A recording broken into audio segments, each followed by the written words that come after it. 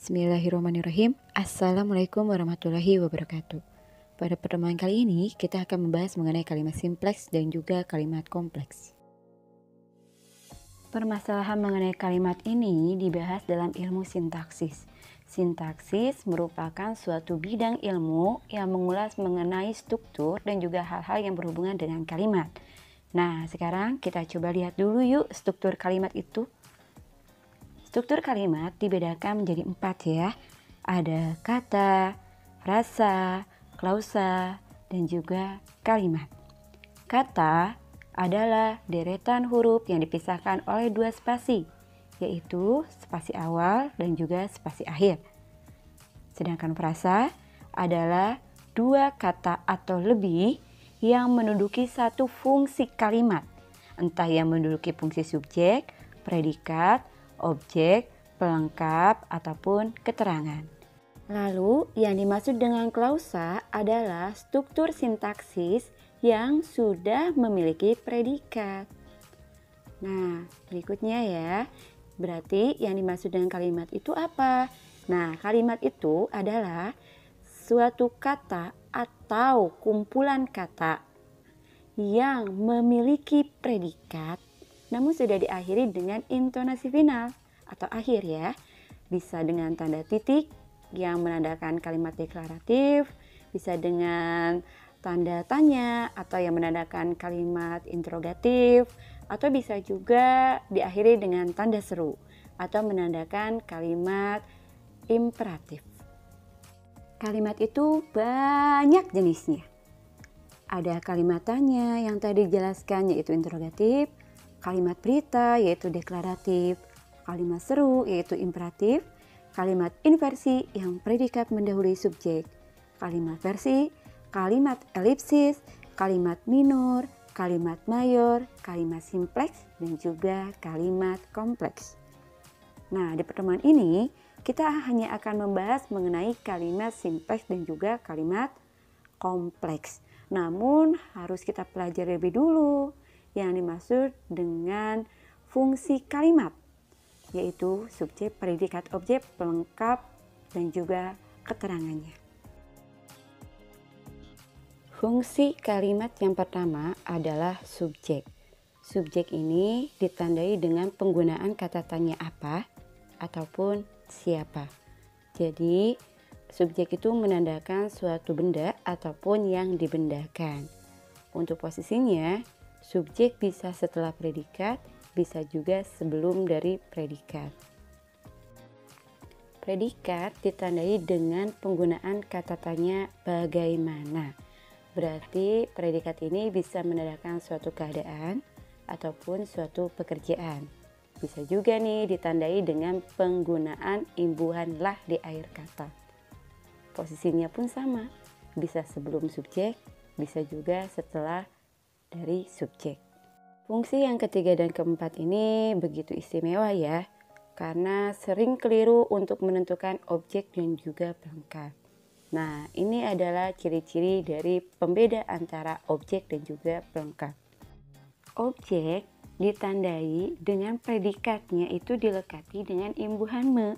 Bisa me, mei, mekan, memperi, ataupun memperkan.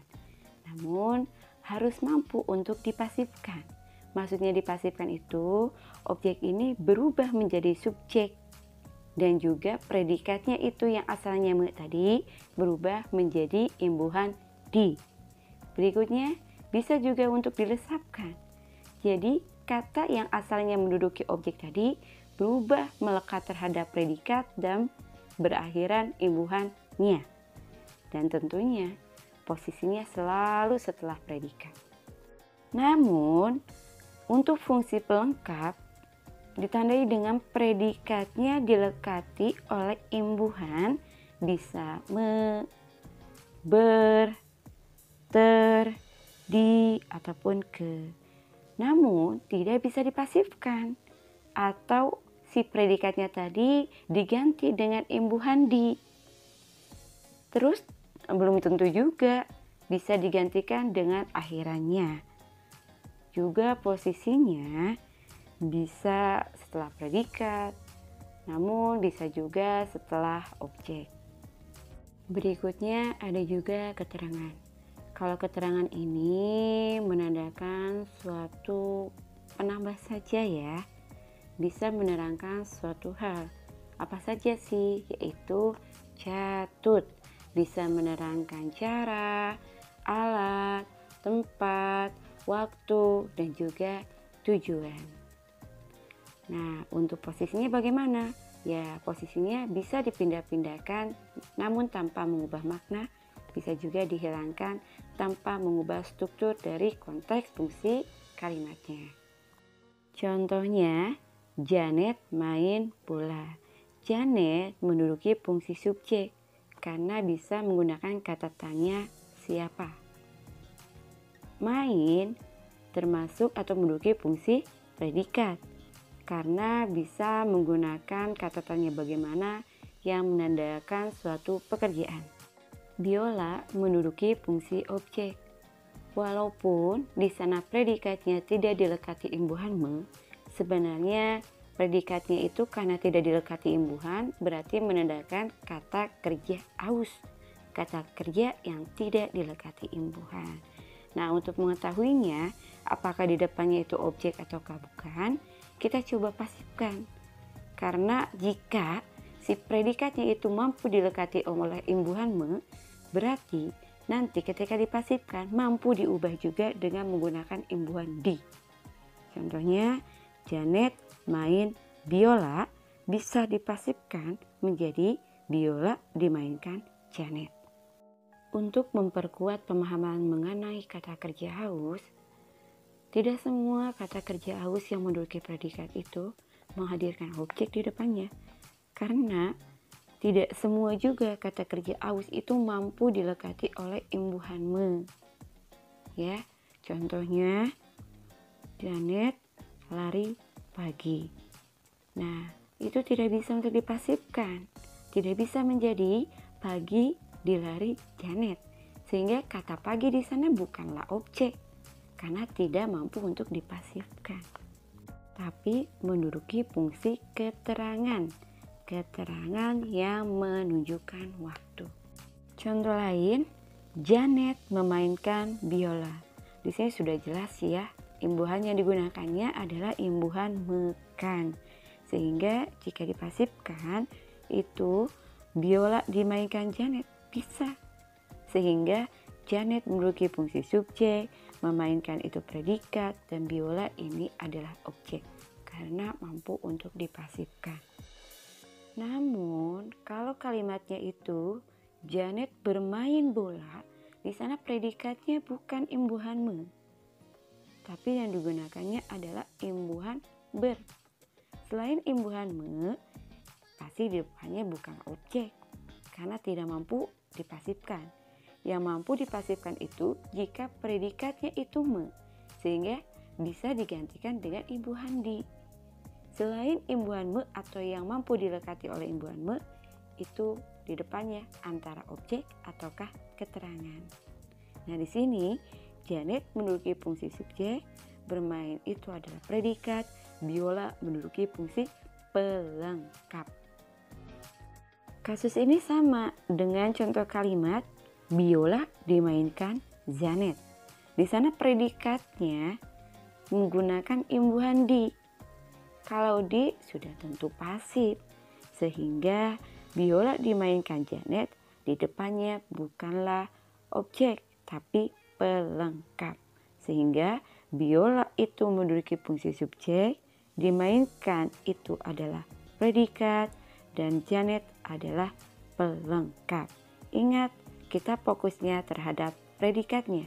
Jika predikatnya itu berupa kata kerja aus atau kata kerja yang tidak memiliki imbuhan namun mampu dilekati oleh imbuhan me, jika mampu dipasifkan berarti di depannya adalah objek.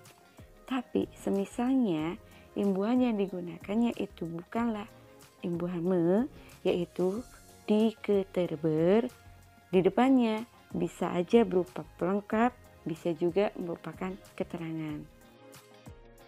Nah, berikutnya ada lagi nih Biola dimainkan oleh Janet. Biola itu adalah subjek. Dimainkan adalah predikat, sedangkan oleh Janet yang dilekati oleh kata preposisi atau menerangkan itu menunjukkan keterangan. Apa saja sih? Bisa kata di, ke, dari, pada, dengan. Terus bisa juga kata oleh. Sehingga kalimat biola dimainkan oleh Janet, biola menduduki fungsi subjek, dimainkan itu adalah predikat, oleh Janet merupakan keterangan. Bagaimana? Mudah bukan untuk menentukan subjek, predikat, objek, pelengkap, dan keterangan? Ini sebagai modal kalian ya untuk mengetahui apakah kalimat tersebut itu merupakan kalimat simplekkah ataukah kalimat komplekskah. Yuk sekarang baru kita masuk ke inti pembelajarannya. Penyusun utama dalam suatu kalimat adalah subjek dan predikat. Berarti fokus kita adalah melihat predikat dalam setiap kalimatnya. Nah, kalau kalimat simpleks adalah kalimat yang hanya memiliki satu predikat. Berikut adalah pola-pola kalimat simpleks. Ada yang berpola SP, SPO, SPPL, SPOPL, dan juga PS.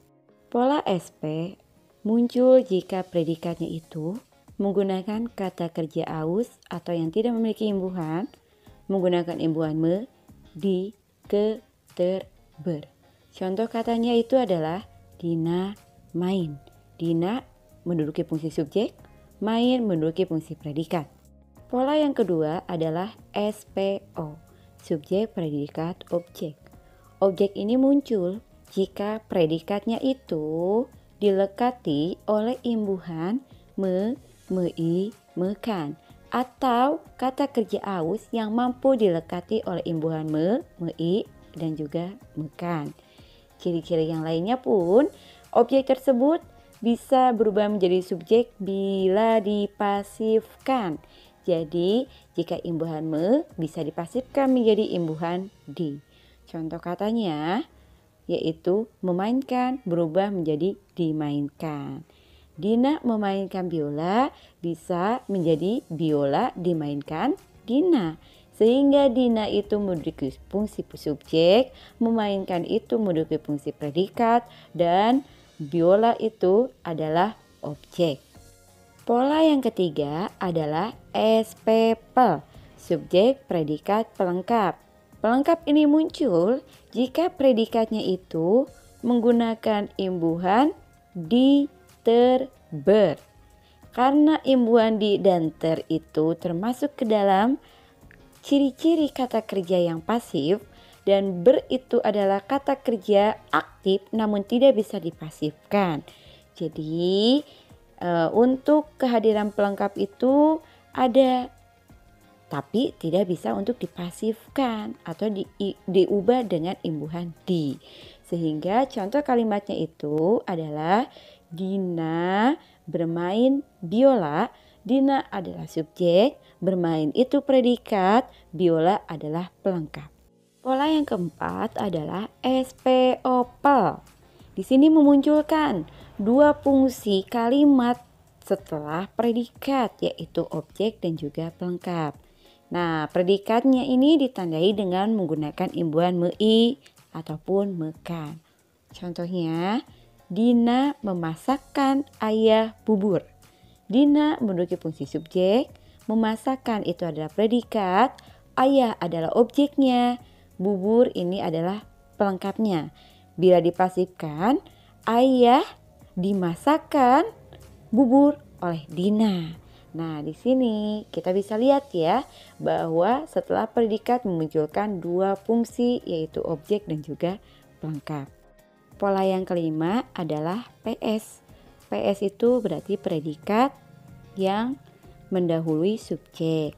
Nah, di sini ciri-ciri predikatnya itu bisa dipindah posisikan tanpa mengubah makna, ataupun predikatnya itu bisa dilekati oleh imbuhan lah.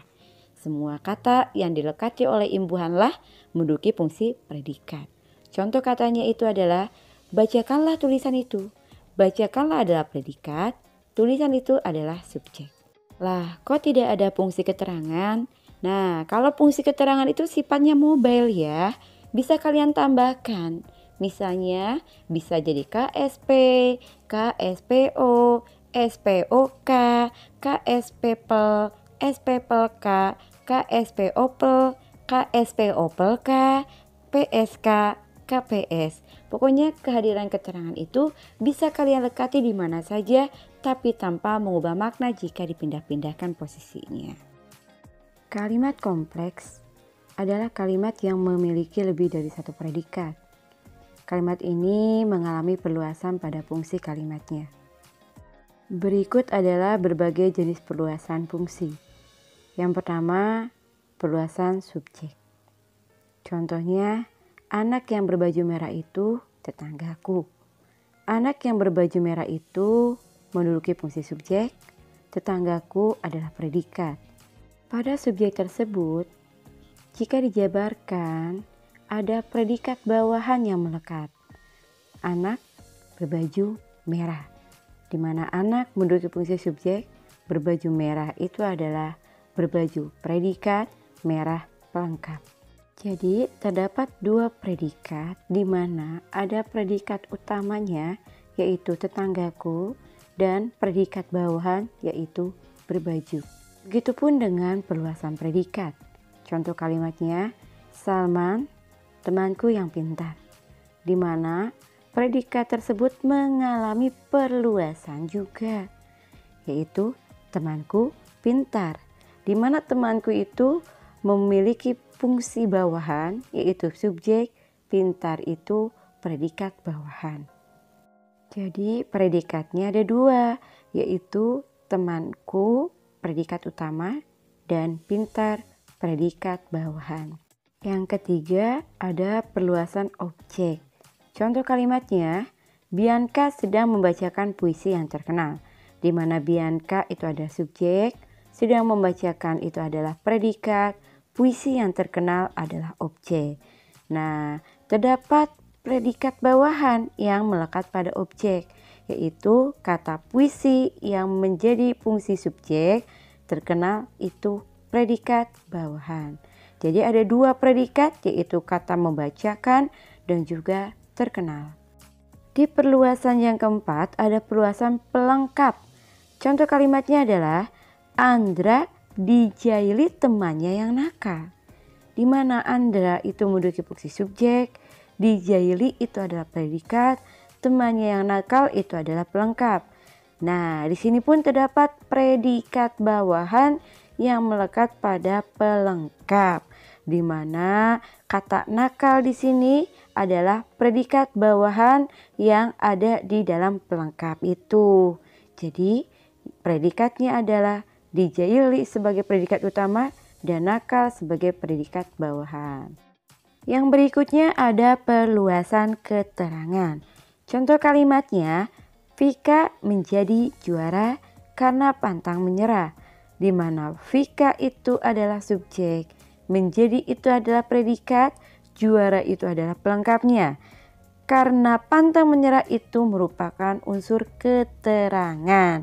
Jadi di sana terdapat perluasan keterangan.